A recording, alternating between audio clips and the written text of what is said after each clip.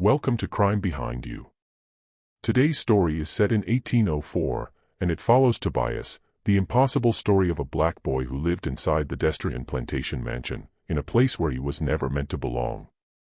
What happened there was hidden for a reason, and one truth could cost him his life. This is a difficult and intense story, so take a breath and listen closely. Before we begin, subscribe to the channel and comment the city and country you're listening from. Your participation helps keep these stories remembered instead of buried. Let's begin. In the year 1804, on a sugar plantation 40 miles upriver from New Orleans, something happened that no one could explain. A black child no older than 7 was found sleeping inside the main house of the Destrian plantation. Not in the slave quarters, not in the fields, not in the kitchen dependency where enslaved workers prepared meals for the white family. He was found in the mansion itself, curled beneath a mahogany table in the grand parlor, his small body pressed against the cold wooden floor. The overseer who discovered him that morning raised his whip without hesitation. But before the leather could crack against the boy's skin, a voice stopped him cold. Wait. That voice belonged to Marie Celeste Robin de Logny Destrian, the mistress of the house. And what she did next would set into motion a chain of events that would echo through history for more than 200 years. This is the story of Tobias, a boy who was never supposed to exist in the records. A boy whose name was erased from the plantation ledgers. A boy who witnessed secrets that the wealthy sugar planters of Louisiana wanted buried forever. But the truth has a way of surviving, even when powerful men try to destroy it. The Destrian plantation sat on the east bank of the Mississippi River, in a region French and Spanish colonizers called the German coast. The name came from the German immigrants who had settled there in the 1720s, long before sugar became king. By 1804, the area had transformed into one of the most profitable stretches of land in the entire Louisiana territory. Jean-Noel Destrian was one of the wealthiest men in the region. His plantation produced over 200,000 pounds of sugar each year. That number meant nothing to most people. But to understand what it truly represented, you need to understand what sugar demanded. Sugar cane is not like cotton or tobacco. It cannot wait. Once the cane is cut, it must be processed within hours, or the sucrose inside begins to break down. This meant that during harvest season, enslaved workers labored around the clock, 18 hours, 20 hours, sometimes more. They cut the cane with machetes under the brutal Louisiana sun. They fed the stalks into grinding mills powered by mules or by their own exhausted bodies. They boiled the juice in massive kettles, stirring constantly as the liquid reduced to crystals. The heat from those kettles could reach 250 degrees. Burns were common. Deaths were not rare. And the cycle never stopped until the last stalk was processed. In 1804, 59 enslaved human beings lived and worked on the Destrian property. 59 people who woke before dawn and collapsed after dark. 59 people whose labor built the fortune that allowed Jean-Noel Destrian to construct his grand house, with its wide galleries and cypress columns. Tobias was not one of those 59. He appeared from nowhere, or at least, that is what the records suggest. No bill of sale documented his purchase. No inventory listed his arrival. He simply materialized on that October morning in 1804, a ghost child in a house built on the bones of his people. The overseer's name was Clement Brossard. He was a Creole man of French descent, thick-necked and quick-tempered, known throughout the German coast for his efficiency in extracting labor from enslaved workers. When he found the boy beneath the parlor table, his first instinct was violence. That was always his first instinct. But Marie Celeste stopped him. She was 43 years old that year, the daughter of a wealthy planter family, educated in ways most women of her time were not. She had married Jean-Noel when she was barely 16, and she had spent nearly 3 decades managing the domestic operations of the plantation. She knew every enslaved person by name. She knew which ones could be trusted with household duties and which ones needed to be watched. She knew the rhythms of the sugar harvest and the economics of human bondage. What she did not know was why this child had appeared in her home. "Where did you come from?" she asked, kneeling to meet the boy's eyes. Tobias did not answer. He could not answer. His tongue had been damaged somehow, though whether by accident or by deliberate cruelty, no one could determine. He communicated through gestures, through expressions, through a kind of silent language that Marie Celeste found herself learning over the weeks that followed. The logical thing would have been to send him to the quarters, to put him to work alongside the other children, hauling water, or chasing birds from the cane fields, or performing the 1,000 small tasks that plantation owners assign to young slaves. That was what Clement Brossard wanted. That was what Jean Noel Destrian expected. But Marie Celeste made a different choice. She kept him in the house.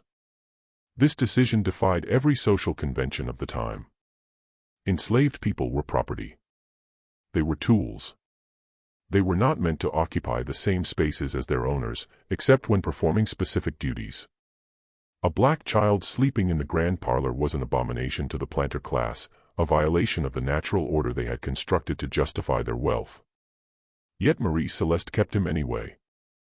The official explanation, when questions arose, was that the boy served as a companion for the Destrian children. Jean Noel and Marie Celeste had several sons and daughters, and it was not entirely unusual for wealthy families to assign enslaved children as playmates for their own offspring. This practice served multiple purposes. It provided companionship for isolated plantation children. It began the process of conditioning enslaved children for a lifetime of service. And it reinforced the hierarchy from the earliest possible age, teaching white children to command and black children to obey. But Tobias was different. He did not obey. The first sign of his defiance came within a week of his discovery. One of the Destrian sons, a boy of 9 named Nicholas, had taken to tormenting Tobias whenever the adults were not watching. He would pinch him, pull his hair, kick dirt on his food. These were common behaviors among planter children, who learned cruelty as naturally as they learned to walk. One afternoon, Nicholas pushed Tobias into the mud behind the kitchen dependency. He laughed as Tobias struggled to rise, his small body coated in the thick Louisiana earth. Then he pushed him again. What happened next was witnessed by an enslaved woman named Josephine, who worked in the kitchen. She would later recount the story to her children, who would pass it down to their children, who would eventually share it with historians searching for fragments of the past. Tobias rose from the mud. He looked at Nicholas with eyes that held no fear. And then he smiled. It was not a submissive smile. It was not the smile of a child seeking approval or trying to defuse a dangerous situation. It was something else entirely, something that made Nicholas step backward without understanding why. Then Tobias walked away. He walked past Nicholas, past the kitchen, past the slave quarters, and directly toward the main house. He walked through the front door, which enslaved people were forbidden to use. He walked across the cypress floors, leaving muddy footprints with every step. And he walked into the parlor, where Marie Celeste sat reading correspondence from New Orleans. She looked up at the mud-covered child standing before her. She looked at the trail of dirt he had tracked through her home. And according to Josephine's account, she did something remarkable. She laughed. Not a cruel laugh, not a dismissive laugh, but a genuine sound of amusement, as if the boy had performed some clever trick that delighted her. "Well," she said, setting aside her letters, "it seems you have something to tell me." And from that moment, something shifted in the Destrian household. Jean Noel Destrian was not a sentimental man. He had been born into wealth, educated in the ways of commerce and law. And he understood that his prosperity depended on the brutal machinery of slavery. He did not question the system because the system benefited him. He did not see enslaved people as fully human because acknowledging their humanity would have made his entire existence unconscionable. But even Jean Noel could not ignore what was happening with Tobias. The boy had a gift. Or perhaps gift is not the right word. He had an ability that no one could explain. He knew things he should not have known, things he could not have known. The first instance that Jean Noel witnessed personally occurred in November of 1804. He had been expecting a shipment of supplies from New Orleans, a flatboat carrying tools, fabric, and provisions for the coming winter. The boat was 2 days late, and Jean Noel was growing concerned. River travel was dangerous. Pirates operated along certain stretches. Accidents happened. Tobias approached him on the gallery that overlooked the Mississippi. The boy pointed downriver, toward New Orleans. Then he held up 3 fingers. Jean Noel dismissed the gesture. The boy was simple-minded, he assumed, damaged in ways that went beyond his inability to speak. 3 days later, the flatboat arrived. It had been delayed by low water near Baton Rouge. Jean Noel might have attributed this to coincidence. He probably would have forgotten it entirely if the same thing had not happened again. And again. And again. Tobias knew when storms were coming before the clouds appeared on the horizon. He knew when enslaved workers were planning to run before they made their move. He knew when visitors would arrive from New Orleans, sometimes days in advance. He could not explain how he knew these things. He could only point and gesture and hope that someone would understand. Marie Celeste understood. She began keeping a journal of Tobias's predictions. She recorded each one with the precision of a scientist conducting an experiment. Date. Prediction. Outcome.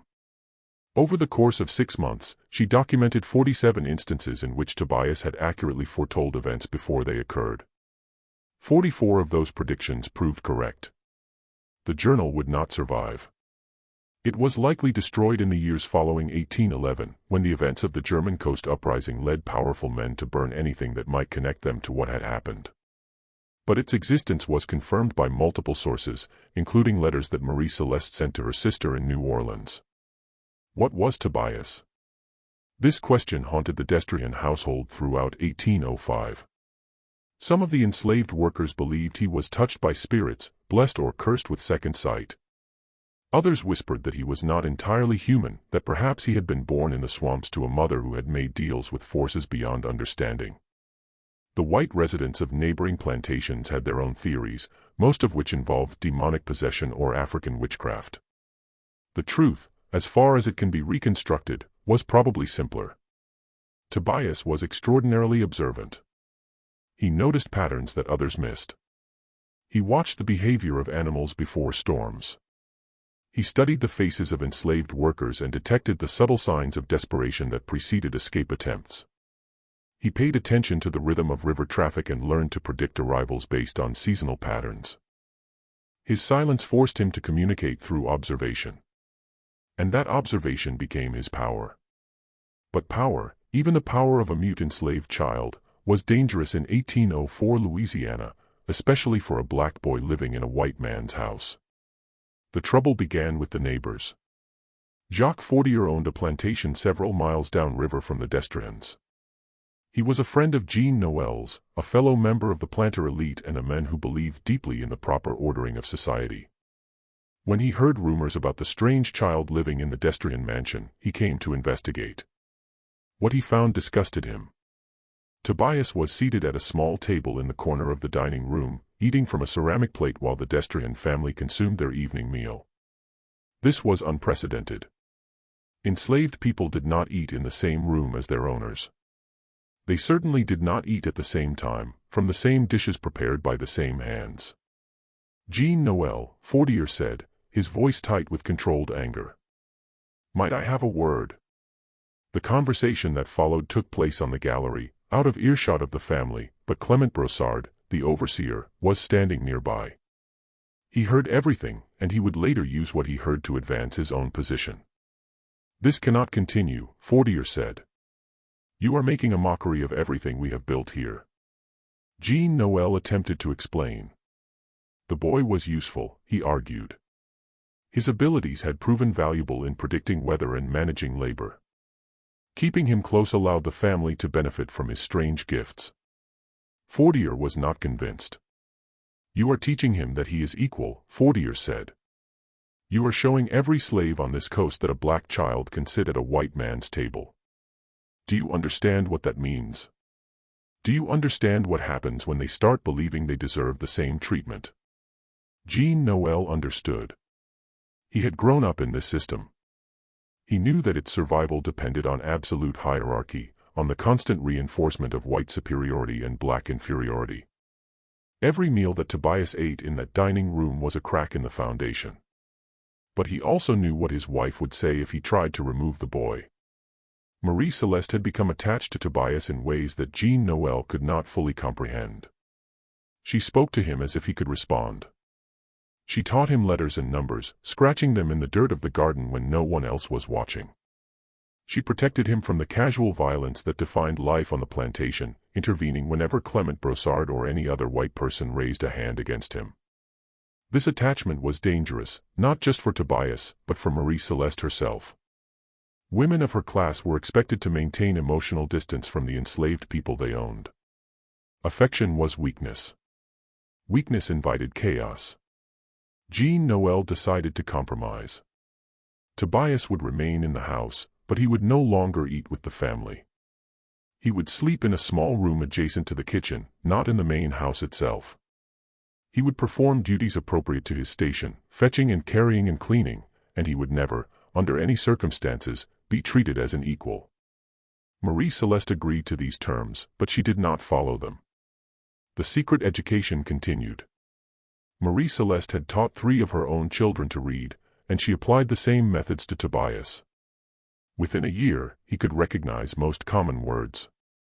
Within 2 years, he could read simple texts, though he communicated his understanding only through gestures and nods. This was illegal. Louisiana law explicitly prohibited teaching enslaved people to read or write.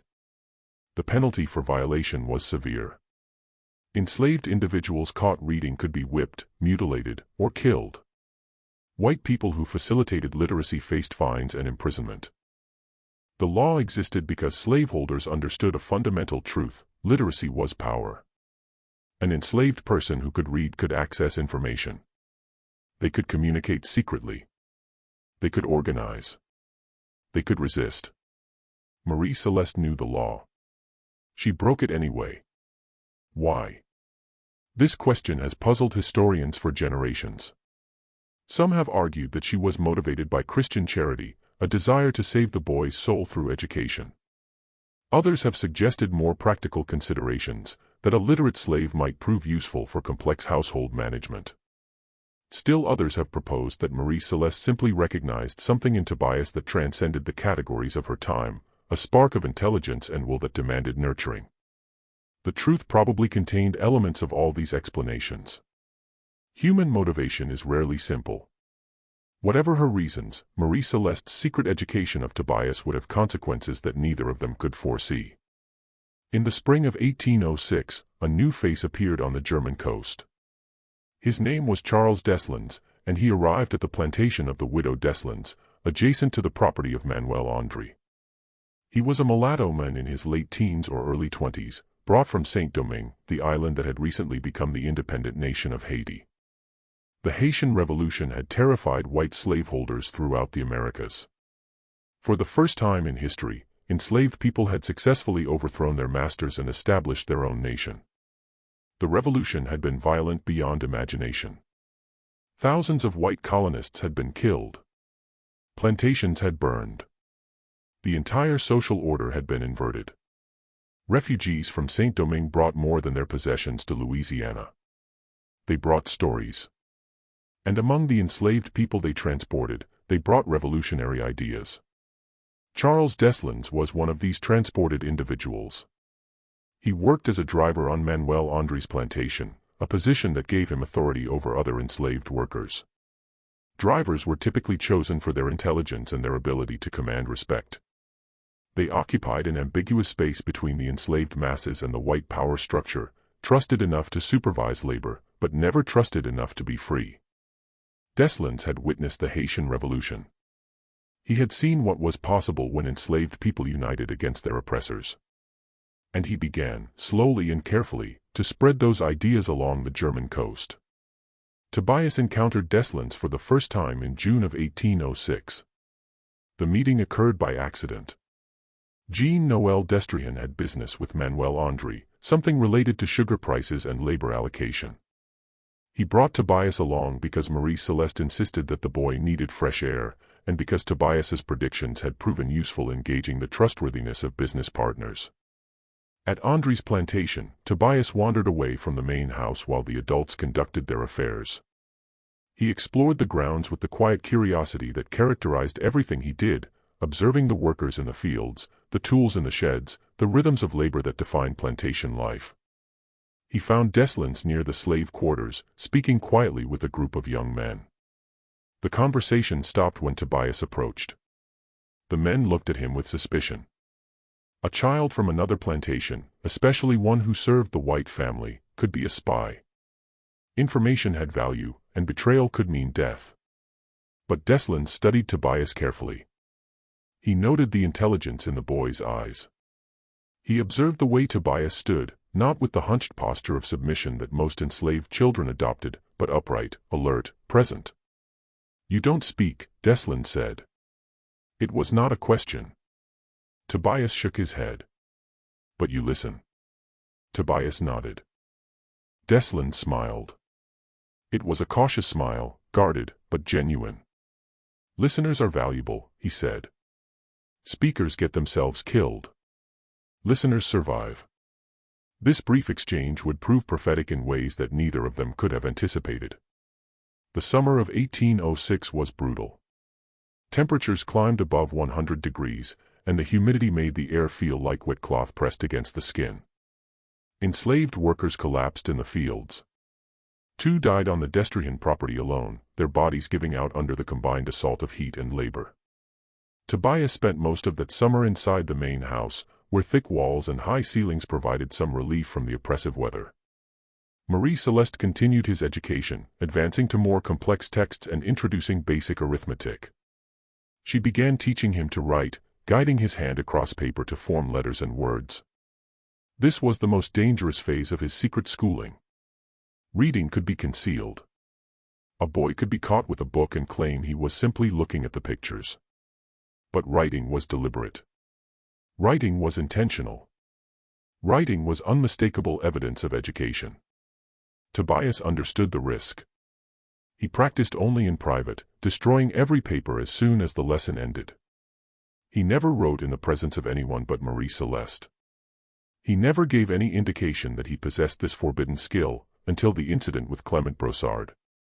It happened in August, during the height of the harvest preparation. Brossard had been drinking, as he often did when the pressure of his position became too great. He was responsible for extracting maximum labor from 59 enslaved human beings. And that responsibility weighed on him in ways he could not acknowledge. So he drank. And when he drank, he became violent. That evening, he encountered Tobias near the kitchen dependency. The boy was carrying a bucket of water, performing one of the menial tasks that had been assigned to justify his presence in the household. Brossard blocked his path. "You think you're special?" Brossard said, his words slurring slightly. "You think because Madame protects you, you're different from the rest of them." Tobias did not respond. He could not respond. But he met Brossard's eyes without flinching. This was a mistake. Enslaved people were expected to avert their gaze when confronted by whites. Direct eye contact was interpreted as challenge, as defiance, as a refusal to accept one's place in the hierarchy. Tobias had spent too much time in the presence of Marie Celeste, who encouraged him to look at her when she spoke. He had forgotten the rules that governed his interactions with everyone else. Brossard's hands shot out and grabbed Tobias by the throat. The bucket clattered to the ground, water splashing across the packed earth. "You look at me like that again," Brossard hissed, "and I will kill you. I don't care what Madame says.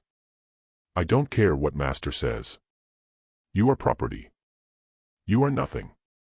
And I will remind you of that every day for the rest of your miserable life."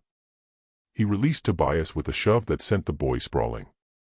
Then he walked away, leaving Tobias gasping in the dirt. This encounter changed something in Tobias. He had experienced cruelty before. He had witnessed violence against other enslaved people throughout his time at Destrian. But this was the first time that violence had been directed specifically at him. The first time he had felt the weight of his position in this brutal system. That night, he did something he had never done before. He wrote. On a scrap of paper stolen from Marie Celeste's desk, using a stub of pencil that he had hidden in his sleeping area, he wrote 3 words. "I will remember." He did not know what those words meant. He did not know what he intended to remember, or what he planned to do with that memory. But the act of writing them down transformed something abstract into something concrete. His suffering had been recorded. His determination had been documented. His humanity had been asserted in the only medium available to him. He burned the paper immediately afterward, watching the flames consume his words. But the act itself could not be undone. He had written. He had expressed himself in the language of his oppressors. He had claimed a power that they had tried to deny him. And he would not forget. The autumn of 1806 brought a visitor to the Destrin plantation. His name was Jean-Baptiste Labatut, and he was one of the most prominent lawyers in New Orleans. He arrived on a flatboat laden with legal documents and a mission that would alter the trajectory of the entire region.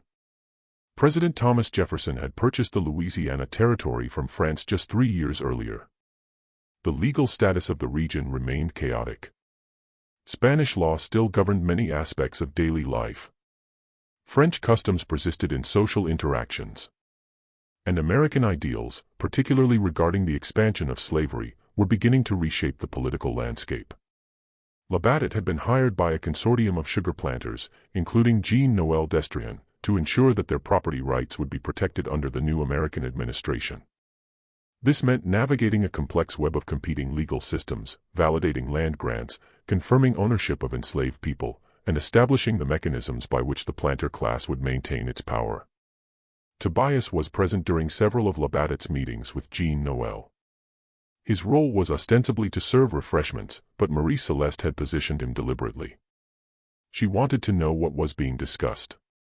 She wanted to understand the political currents that would shape her family's future. What Tobias observed during those meetings would haunt him for the rest of his life. Labatut spoke casually about the enslaved population. He used numbers and percentages, discussing human beings as if they were livestock or machinery. He calculated the value of different categories of workers: prime field hands, skilled artisans, house servants, children, women of childbearing age. Each category had a price. Each price could be negotiated. Each negotiation was conducted with the cold precision of men who had convinced themselves that they were engaging in ordinary commerce. But one conversation stood out above the rest. "The Americans are concerned about insurrection," Labatut said, sipping brandy that Tobias had poured moments earlier. "They've heard about what happened in Saint-Domingue. They're worried that the same thing could happen here." Jean-Noël nodded gravely. "We all worry about that. The solution is control," Labatut continued. "Absolute control. The moment you allow them to believe they have any power, any autonomy, any hope of change, you've lost. You must break them completely. Not just their bodies, but their spirits. They must believe, in the deepest part of themselves, that they are meant to serve, that they are incapable of anything else, that freedom is not just impossible, but unthinkable." He paused, swirling his brandy. "That's why literacy is so dangerous. That's why we can never allow them to read. Words give them ideas. Ideas give them hope. Hope gives them courage. And courage makes them dangerous." Tobias stood perfectly still throughout this speech, his face expressionless, his posture submissive. He gave no indication that he understood what was being said. He gave no sign that he could read the documents spread across the table. He was invisible, in the way that all enslaved servants were expected to be invisible. But inside, something was burning. He had been taught to read by the very woman who profited from his enslavement. He had been given the gift that Labatut declared most dangerous. And now he understood why, not just the practical reasons, but the philosophical foundations of the system that imprisoned him. They were afraid. Behind all their power, behind all their wealth, behind all their violence, they were afraid. They knew that their system was built on lies. They knew that enslaved people were not inferior, not incapable, not meant to serve. They knew that the only thing maintaining their position was force. And they knew that if enslaved people ever realized their own strength, everything would collapse. This knowledge did not bring Tobias joy. It did not bring him hope. It brought him something more complex, more difficult to name. It brought him awareness. He saw the system clearly for the first time. Saw its brutality and its fragility.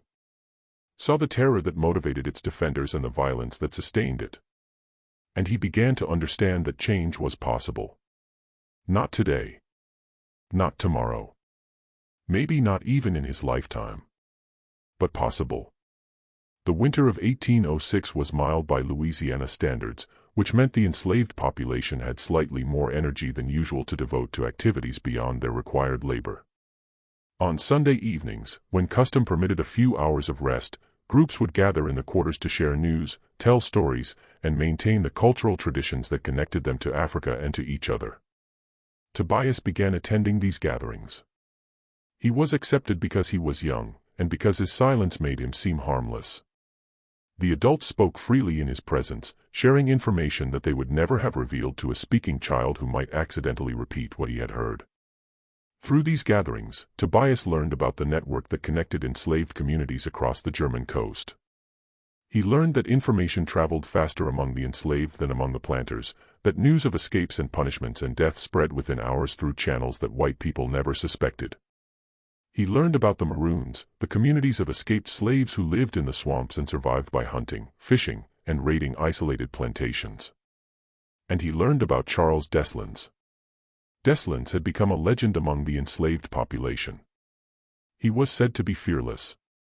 He was said to have connections to Haiti, to leaders who had actually overthrown the white masters and taken control of their own nation. He was said to be planning something, though no one knew exactly what. Tobias listened to all of this. He filed it away in the same part of his mind where he stored weather patterns and river traffic and the subtle expressions that predicted human behavior. He did not know how or when this information might become useful. But he knew that it had value. And he continued to learn. Marie Celeste's lessons grew more sophisticated as 1807 approached. She began teaching Tobias geography, showing him maps of Louisiana, of the United States, of the world beyond. She explained the political situation, the tensions between different factions vying for control of the territory. She discussed the economy, the way sugar prices rose and fell based on distant events in Europe and the Caribbean. She was educating him, deliberately and thoroughly, to understand the world that enslaved him. Why? This question becomes more pressing as the story continues. Marie Celeste was not an abolitionist. She owned enslaved people and benefited enormously from their labor. She had no intention of freeing Tobias or anyone else. Her entire way of life depended on the continuation of slavery. Yet she dedicated years to giving this one child the intellectual tools to comprehend his situation. Some historians have suggested that she was simply bored.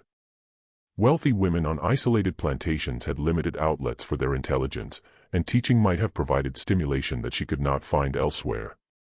Others have proposed that she saw Tobias as a kind of experiment, a test of what enslaved people might accomplish if given the same advantages as white children. But there is another possibility, one that emerges from the fragments of evidence that survive. Marie Celeste knew that the system was unsustainable. She had read the reports from Saint-Domingue. She understood the mathematics of oppression, the way that a small white population could only control a large enslaved population through constant violence and perpetual vigilance. She had seen the brutality of Clement Brossard and men like him, the casual cruelty that was necessary to maintain order. And she suspected that eventually, inevitably, the enslaved population would rise. When that happened, she wanted someone who might remember her differently. Not as a slaveholder. Not as an oppressor. But as a human being who had tried, in whatever small way, to acknowledge the humanity of those she enslaved. It was not justice. It was not redemption. It was something smaller and more selfish, a desperate attempt to salvage some fragment of her legacy from the moral catastrophe in which she was embedded. And it would not be enough. The year 1807 brought intensifying tensions to the German coast.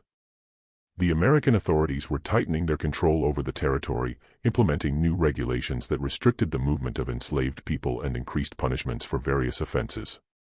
At the same time, the enslaved population was growing. Sugar required labor, and labor required bodies. And bodies were imported in ever-increasing numbers from Africa and the Caribbean. More bodies meant more potential for resistance. Jean-Noël Destrian responded to this threat by increasing security on his property. He hired additional patrollers, white men who rode the roads at night, looking for escapees. He built stronger locks on the slave quarters. He instructed Clement Brossard to use more severe punishments for minor infractions. The atmosphere on the plantation grew heavier. Enslaved workers who had once moved with some degree of freedom now found themselves under constant surveillance. Conversations were monitored. Gatherings were dispersed. The Sunday evening meetings in the quarters were banned outright. Tobias felt the change more acutely than most. His position in the household became increasingly precarious. Jean Noel began questioning why the boy was still present, why he had not been sent to the fields now that he was old enough for physical labor. Clement Brossard advocated loudly for his removal, arguing that his continued presence undermined discipline among the other enslaved workers. Marie Celeste defended him, but her arguments were growing weaker. The political climate had shifted. The tolerance that had allowed Tobias to remain in the house was evaporating. In September of 1807, Jean Noel made his decision. Tobias would be sold. Marie Celeste learned of this plan by accident. She overheard her husband discussing terms with a slave trader from Natchez, a man known for purchasing children and transporting them to cotton plantations in the interior. The prices were good. The market was strong. There was no reason to keep a mute boy who contributed nothing to the household. She confronted Jean Noel that evening in the privacy of their bedchamber. "You cannot sell him," she said. "He is property," Jean Noel replied. "I can do whatever I wish with him. He is a child. He is a slave. There is no difference." Marie Celeste had never directly challenged her husband's authority. The social conventions of her time made such challenges almost unthinkable.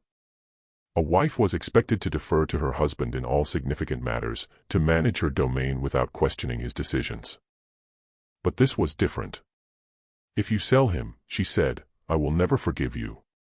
Jean Noel looked at his wife with an expression that combined surprise, anger, and something that might have been fear. In 27 years of marriage, she had never spoken to him this way. "What is he to you?" Jean Noel demanded. "Why does this boy matter more than the 50 others we own? Why do you protect him so fiercely?" Marie Celeste did not answer. Perhaps she could not answer.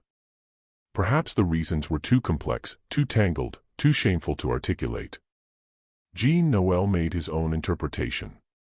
"You've grown too attached," he said coldly. "It's unhealthy. It's dangerous. And it ends now." He left the room without waiting for a response. Marie Celeste sat alone for a long time after he departed. She thought about Tobias. She thought about the years she had spent teaching him, the hours of secret lessons, the slow accumulation of knowledge that she had poured into his silent mind.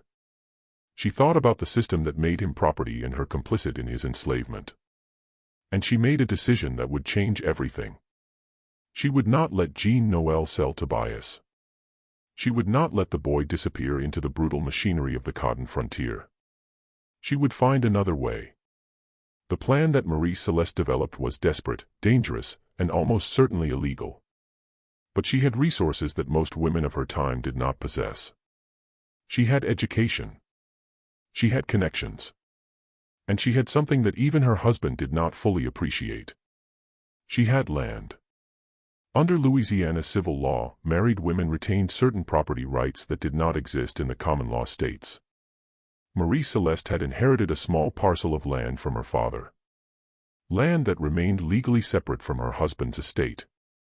This land included no enslaved people. It produced no sugar. It had almost no economic value. But it belonged to her.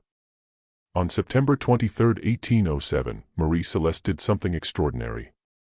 She drafted a document in her own hand, declaring that she was transferring ownership of the enslaved child known as Tobias to herself, using funds derived from her personal property. She documented a fictional purchase price. She created a paper trail that would make the transaction appear legitimate. Then she hid the document in a place that no one would think to look. This was fraud. This was forgery. This was a crime that could result in significant penalties if discovered. But Marie Celeste calculated that her husband would never examine the legal details closely enough to detect the deception. He would simply accept that the boy had been removed from his inventory and assume that the sale had proceeded as planned.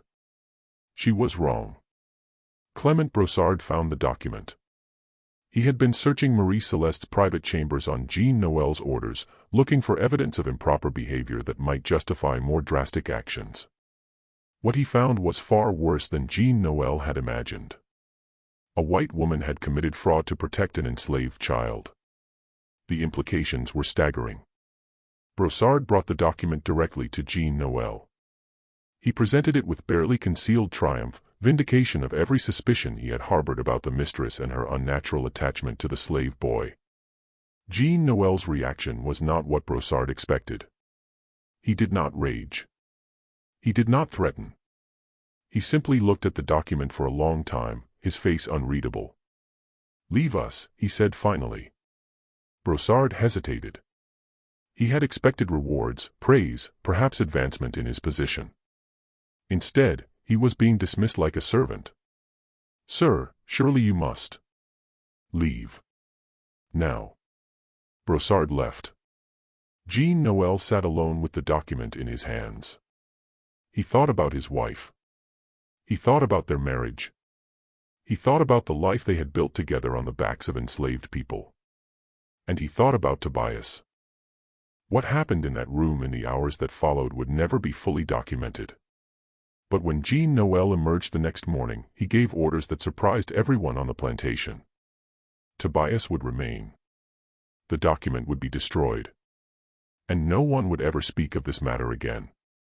Why Jean Noel made this decision is one of the enduring mysteries of this story.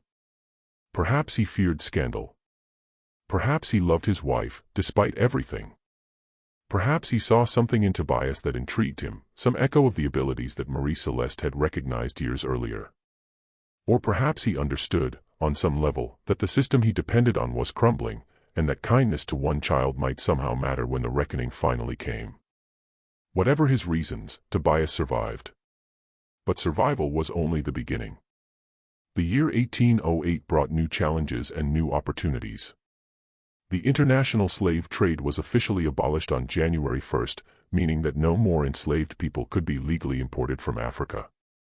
This did not end slavery. It did not even reduce the enslaved population significantly. But it changed the economics of the system, making existing enslaved people more valuable, and increasing the incentives for breeding rather than importation. It also intensified the desperation of those who saw no hope of change. Charles Deslandes had been building his network for 2 years. He had identified potential allies on plantations throughout the German coast. He had established communication channels with maroon communities in the swamps. He had studied the lessons of the Haitian Revolution and adapted them to local conditions. He was preparing for war. Tobias knew none of this.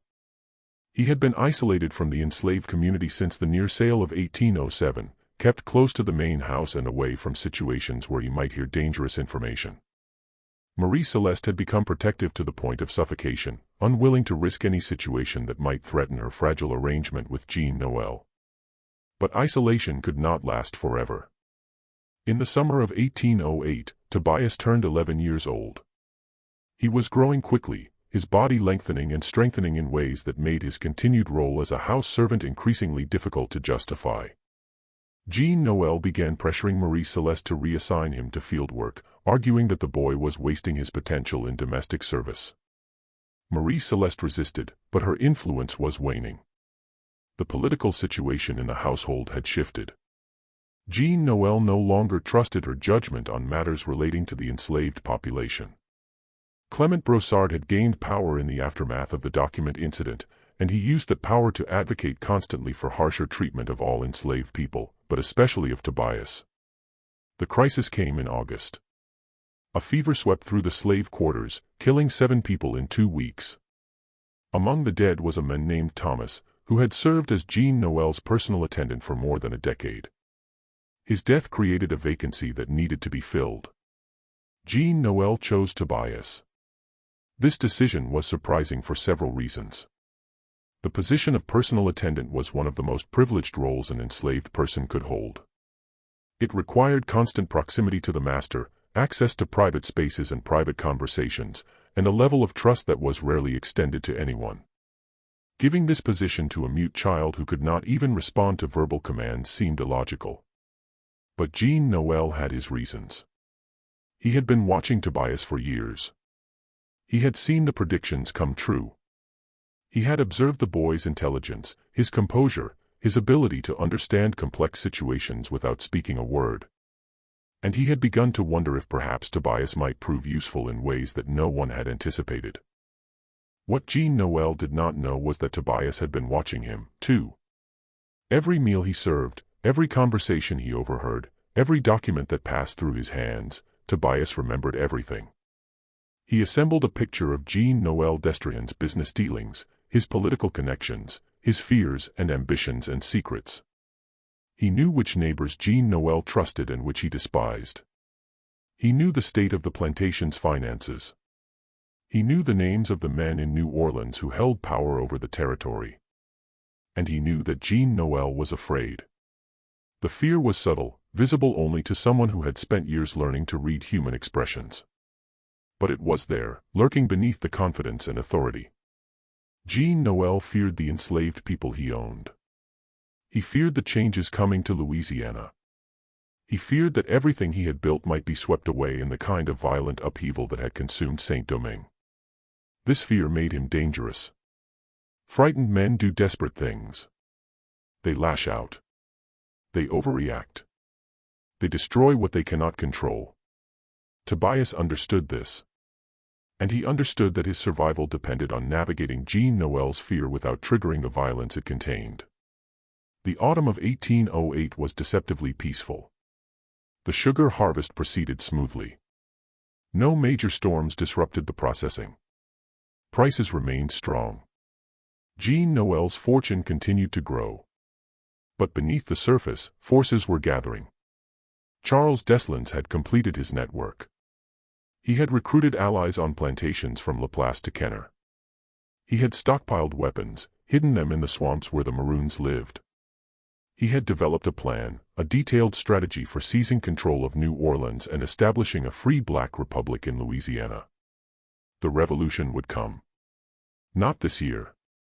Not the next. But soon. And when it came, Tobias would be forced to choose between the family that had sheltered him and the people who shared his chains. Between survival and justice. Between the impossible life he had built and the impossible future that awaited. This is where the first part of Tobias's story ends. But the story itself is far from over.